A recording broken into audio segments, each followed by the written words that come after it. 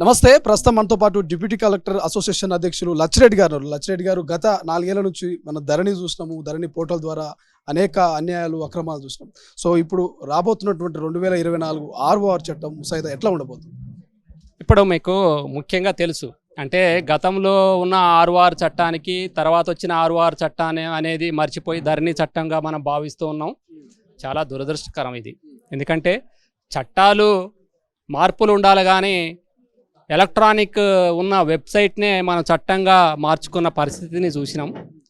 చాలా వరకు పబ్లిక్కి సంబంధించిన వరకు వారి యొక్క సమస్య వస్తే పరిష్కరించడానికి ఒక వ్యవస్థ, అదేవిధంగా ఒక చట్టము వాళ్ళకి ప్రజలకు ఉపయోగపడేలా ఉండాలా తప్ప ప్రజలకి ఉపయోగం లేకుండా ఉంటే ఏ చట్టం వచ్చినా కూడా ఉపయోగం లేదు. కాబట్టి అదే ఉద్దేశాన్ని గుర్తించింది. కాబట్టే కొత్తగా ఏర్పడిన ప్రభుత్వం, గౌరవ ముఖ్యమంత్రి వర్యులు మరియు రెవెన్యూ మంత్రి వర్యులు దృష్టికి అది ఆల్రెడీగా తెలుసు. కాబట్టి గ్రాస్ రూట్లో ఉన్న పరిస్థితులు వెంటనే రాగానే వచ్చిన వెంటనే కమిటీని వేసి దాని మీద విధి విధానాలను రూపొందించడానికి ఎన్నో కసరత్తులు చేసిన తర్వాత ఈ చట్టాన్ని రూపొందించడం జరిగింది. కాబట్టి ఈ చట్టంలో ప్రజలనే అడిగి తెలుసుకుంటే బాగుంటుందని, 4 గోడల మధ్య నుంచి రాకూడదనే ఉద్దేశంతోనే ముసాయిదా అని ప్రజల ముందుకు తీసుకువెళ్ళటం జరిగింది. మా వంతు పాత్రగా ప్రజలకి అవగాహన కల్పించాలి, ప్రజలకి ఏముంది ఇందులో చెప్పాలి, అందులో ఏం లేదో చెప్పాలనే ఉద్దేశంతోనే ఈ కార్యక్రమాన్ని నిర్వహించడం జరిగింది. 2020కి సంబంధించిన చట్టం వల్ల, ఏదైతే ధరణి వల్ల అనేక మంది రైతులు ఇబ్బందులు పాలయ్యారు. ఈ రాబోతున్న 2024 కొత్త చట్టం ROR చట్టం ద్వారా అటువంటి సమస్యలు ఏమైనా తలెత్తాయా? ఆ సమస్యలకు సొల్యూషన్ చూపుతూ ఈ చట్టం రాబోతుంది. నేను ముందుగా కొంత నీకు వివరించే ప్రయత్నం చేస్తా. నేను 20 సంవత్సరాల నుంచి ఈ శాఖలో పనిచేస్తున్నా.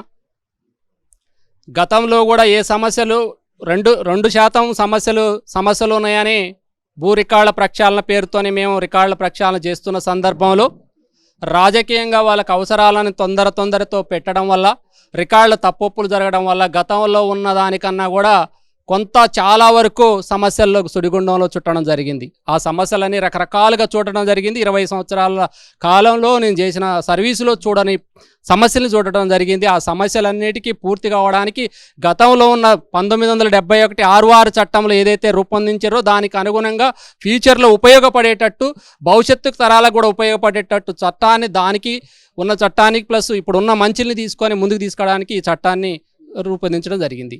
గతంలో మనం చూసినాం VRA, VRO ఇట్లా స్టెప్ బై స్టెప్ కింది స్థాయి నుంచి కూడా అధికారులు ఈ యొక్క భూ ప్రక్షాళన కావచ్చు, ఈ ధరణికి సంబంధించినటువంటి ఇట్లా భూముల మీద కొంత అవగాహన ఉండేది వాళ్ళకు. కానీ ఇప్పుడు ఈ వ్యవస్థనే తీసేసారు. సో అది మళ్ళీ ఏమన్నా ఆ వ్యవస్థను మళ్ళీ VRA, VROలను మళ్ళీ నియమించే అవకాశము, తిరిగి వచ్చే అవకాశం ఉంది?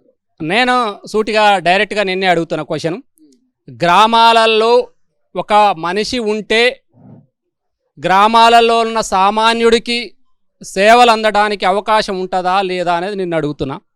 రెండోది, వాళ్ళు వస్తారా ఉండరా అనేది ప్రస్తుతానికి కొంత మనం పక్కన పెడితే, ప్రతి గ్రామానికి 11,000 రెవెన్యూ గ్రామాలు ఇప్పుడు తెలంగాణ రాష్ట్రంలో ఉన్నాయి.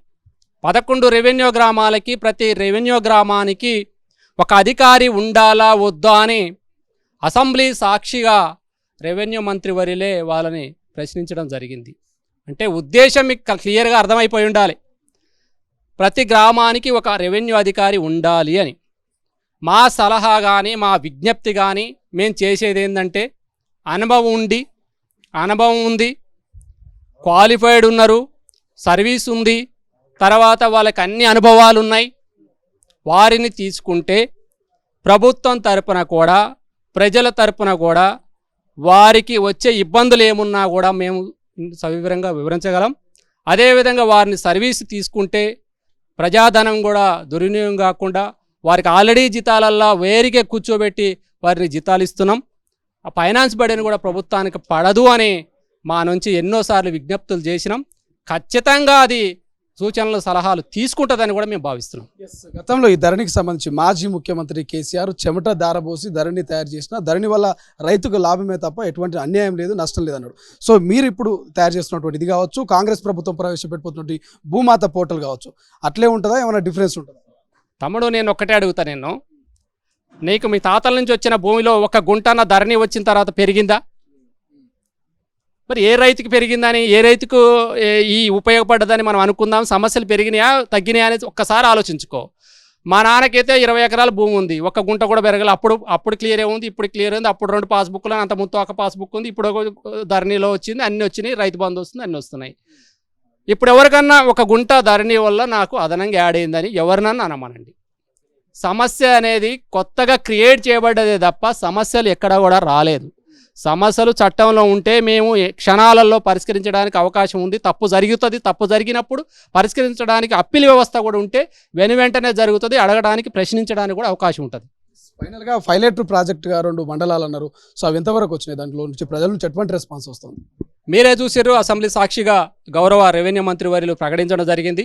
ఆల్రెడీగా మనకి పక్కనున్న ఏదైతే ఆచారం మండలాన్ని తీసుకొని 10 గ్రామాలని పరిశీలించడం జరిగింది. అందులో 2000 అప్లికేషన్స్ స్వచ్ఛంద సంస్థతో చేయించడం జరిగింది.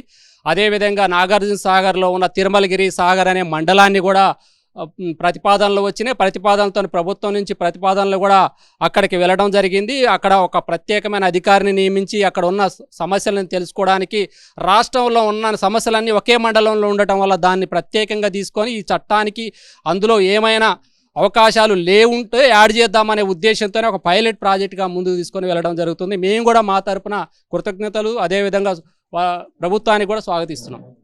Thank you so much. ఇది మొత్తం మీద 2020 ROR చట్టానికి 2024 ROR చట్టానికి ఏం తేడా ఉండబోతుంది, మరి ఎంతవరకు వ్యవసాయానికి రైతులకు మేలు చేయబోతుంది అనేది భవిష్యత్తులో చూడాల్సిన అవసరం ఉంది. కెమెరా పర్సన్ అజార్తో శ్రీశైలం, తొలి వెలుగు, హైదరాబాద్.